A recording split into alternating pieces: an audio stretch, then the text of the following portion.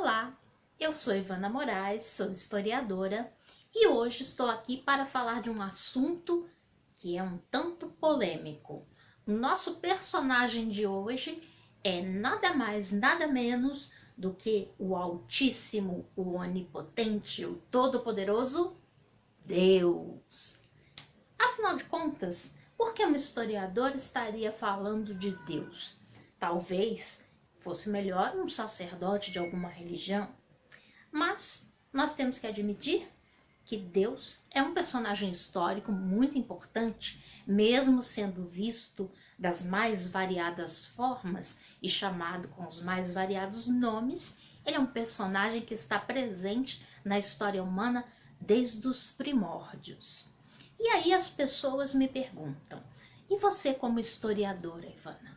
Responda a pergunta: quem é Deus? Eu já diria que a pergunta mais correta não é quem é Deus, é o que é Deus. Quando colocamos quem é Deus, estamos supondo falar de alguém personalizado, de uma pessoa.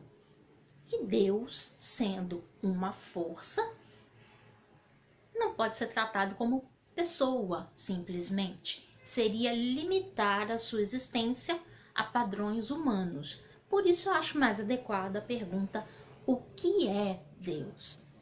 Sendo que ele é uma força, ele ou ela, uma força não humana, não personalizada.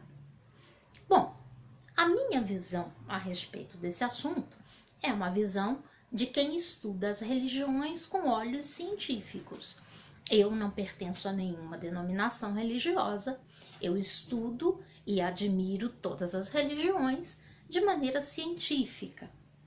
Para começar, vou logo dizendo, esclarecendo, que eu não acredito num Deus que esteja embutido em algum livro sagrado, seja ele qual for, seja a Bíblia, seja o Alcorão, o Bhagavad Gita, enfim. Todos esses livros ditos como sagrados são importantes documentos históricos. Eles falam das suas épocas, dos seus locais onde foram concebidos, traduzindo a cultura e as crenças do povo daquela época e daquela região. Portanto, como historiadora, eu não acredito em nenhum livro como sendo verdade absoluta e inquestionável. Mesmo os livros mais sagrados, como por exemplo a Bíblia, eu não acredito que ela seja um livro inspirado por Deus e que seja uma verdade inquestionável. Para mim, todos os livros sagrados têm importância histórica, porém não têm este cunho de sacralidade que as religiões geralmente divulgam. Esse é o meu pensamento, é a minha visão. Da mesma forma, não vejo Deus como essa personalidade que as religiões também pregam.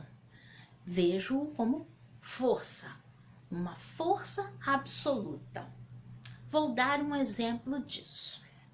Imagine uma fonte de água cristalina, simples, bela, jorrando água incessantemente. Essa fonte é aquilo que as religiões costumam chamar de Deus, Alá, Brahma, seja qual for o nome. É uma fonte jorrante de energia. É da natureza da fonte doar-se, doar as suas águas para quem quer que seja. À beira dessa fonte nós encontramos pedras. As pedras são delineadas pelo movimento da água ao longo dos anos, são umedecidas pela água, são moldadas pela água. A água interage com as pedras. Mas também as plantas em volta da fonte se alimentam da água dessa fonte, nutrindo seus galhos, seus ramos, suas folhas. A fonte também interage com as plantas. Os animais vêm até a fonte e bebem dela, matam a sua sede ali. A fonte interage também com os animais.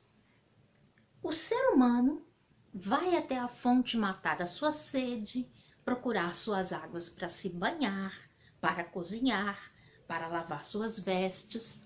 Portanto, a fonte também interage com o ser humano. É dessa maneira que eu vejo Deus. Uma fonte jorrando vida sem parar. É da natureza dessa fonte doar-se e doar vida sem parar. No entanto, a fonte não escolhe a quem se doar. Seja mineral, vegetal, animal, humano, ela se doa. A fonte serve a todos os reinos sem distinção. Naquela mesma fonte, pode ir beber e matar sua sede um homem de bem, uma pessoa de bom coração, caridosa, de caráter ilibado, pode ir ali matar sua sede. Mas um bandido também pode. A fonte não nega suas águas a ninguém. Ela floresce, ela flui, matando a sede e servindo a quem quer que seja. Para mim, isso é a força de Deus. Ele não escolhe a quem vai servir, a quem vai doar a sua vida em abundância. Todos que vêm matam sua sede e suas necessidades de acordo com o que há no seu interior, de acordo com a sua necessidade própria. Portanto, eu não posso crer num Deus que, por um lado, dá presentes, realiza desejos e, por outro, castiga, né? Ou amaldiçoa ou condena eternamente a um castigo eterno essa ou aquela pessoa. A fonte é absolutamente neutra. A sua função é gerar vida, é gerar e manter. Tudo funcionando de acordo com a natureza de cada ser. Assim como as pedras, as plantas, os animais se servem da fonte, o ser humano, em seus diferentes graus de caráter e de evolução, também se servem da fonte. A fonte não recompensa ninguém e não castiga ninguém. É dessa maneira que eu vejo Deus.